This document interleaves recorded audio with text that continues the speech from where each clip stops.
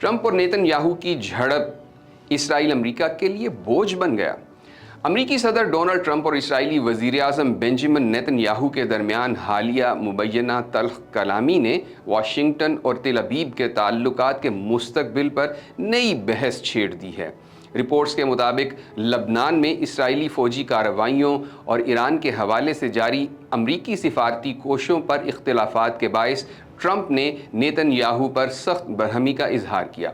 بعض ذرائع کا دعویٰ ہے کہ امریکی صدر نے اسرائیلی اقدامات کو مشرق وسطیٰ میں قیام امن کی کوششوں کے لیے نقصان دہ قرار دیا۔ بظاہر امریکہ اور اسرائیل دونوں ایران کے اثر و رسوخ کو محدود کرنا چاہتے ہیں، لیکن طریقہ کار پر اختلاف بڑھتا دکھائی دے رہا ہے۔ واشنگٹن سفارتکاری اور مذاکرات کے ذریعے خطے میں کشیدگی کم کرنا چاہتا ہے، جبکہ نیتن یاہو حکومت ایران، حزب اللہ اور ایران کے دیگر حمایت یافتہ گروہوں کے خلاف فوجی دباؤ برقرار رکھنے پر زور دے رہی ہے۔ دوسری جانب غزہ جنگ کے بعد امریکہ کے اندر بھی اسرائیل کے لیے عوامی حمایت میں تبدیلی کے آثار نمایاں ہیں۔